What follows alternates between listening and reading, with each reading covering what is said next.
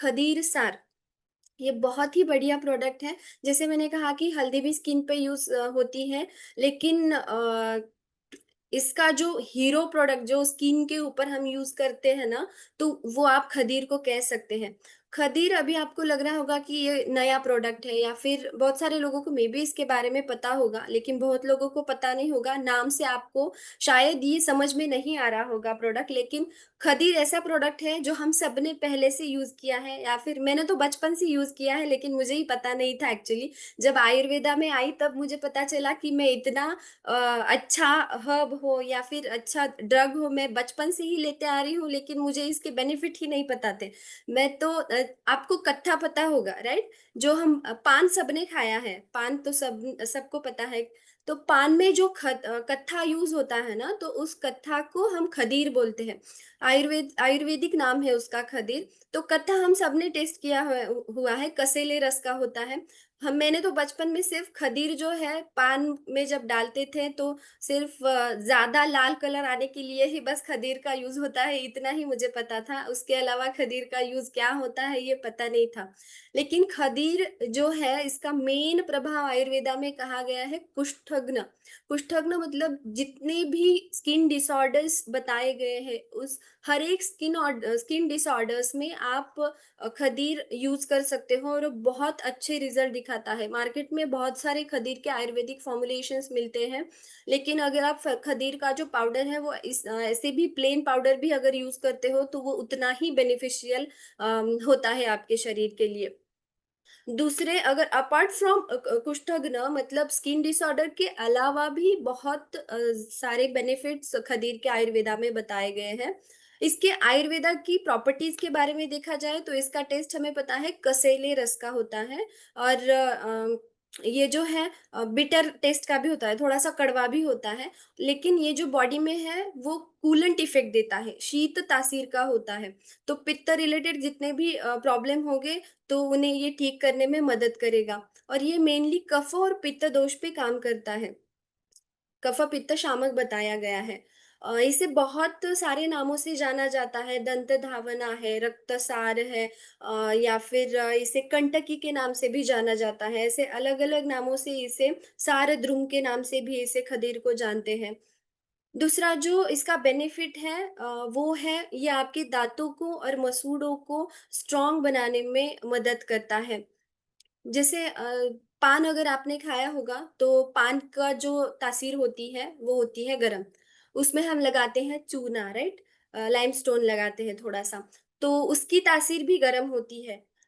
कितना मतलब कितना सुंदर है, हमें पता नहीं होता है, लेकिन ये कितनी सालों से ये चीजें यूज में आ रही हैं। ये दोनों की तासीर जो होती है वो गर्म होती है, उसे बैलेंस करने के लिए उसमें यूज करते हैं कत्था खदीर, वो हल्की मात्रा में ही करते हैं। पान और जो चूना होता है उससे जब आप सेवन करते हो, खाते हो, तो आपके मुंह में छाले भी आ सकते हैं अगर आप उतना ही खाते हो तो। लेकिन खदीर जो है वो वुंड हीलिंग का काम करता है और कूलेंट इफेक्ट देता है। तो इन दोनों चीजों को बैलेंस करने के लिए जब आप कत्था उसमें ऐड करते हो, तो सिर्फ वो रंग लाने का काम नहीं करता है। जो चूना और पान की वजह से आपके मुंह में छाले आ सकते हैं, या फिर दांतों को भी तकलीफ हो सकती है, मसूड़ों को तकलीफ हो सकती है, या फिर डाइजेशन में भी अगर प्रॉब्लम आ सकती है ज्यादा हीट बढ़ जाने की वजह से, तो उसे बैलेंस करने का काम खदीर करता है।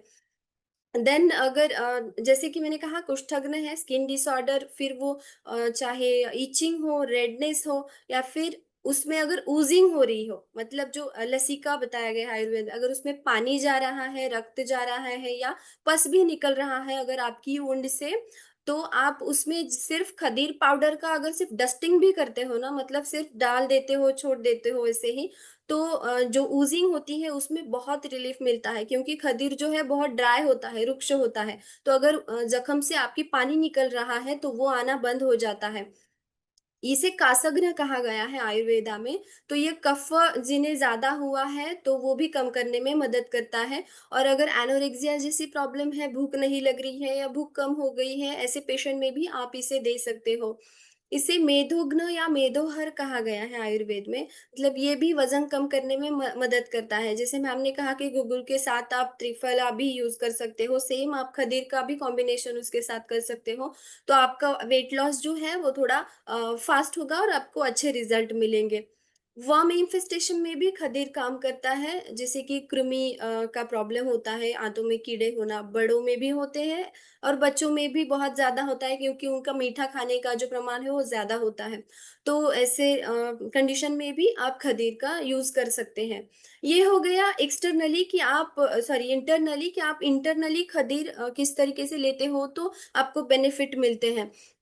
वैसे ही जो जैसे मैंने कहा कि प्रमेह पे भी ये यूज होता है। प्रमेह के साथ साथ यूटीआई, अगर बार बार किसी को यूरिनरी ट्रैक इन्फेक्शन हो रहा है, यूरिन में जलन हो रही है, तो इस तरीके के पेशेंट में भी आप खदीर का यूज कर सकते हो। अगर ये एंटी इंफ्लेमेटरी प्रॉपर्टीज होने की वजह से बॉडी में अगर एक्सटर्नल और इंटरनल इन्फ्लेमेशन हो तो वो कम करने में मदद करता है।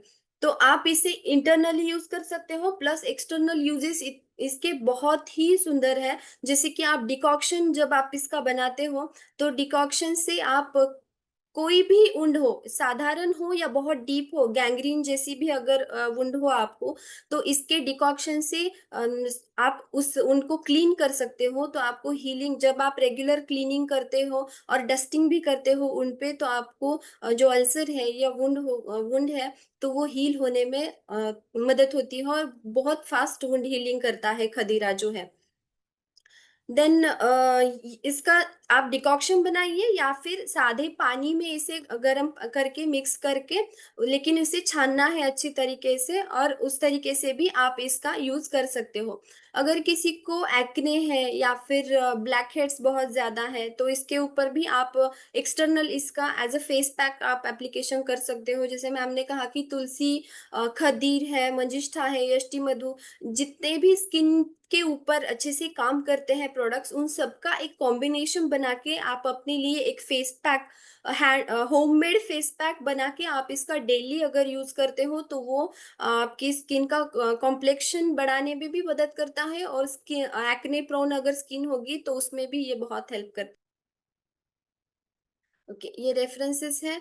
आई होप आपको आज के ये जो प्रोडक्ट नॉलेज है वो आपको समझ में आया होगा और आपके लिए बेनिफिशियल रहा होगा। Thank you.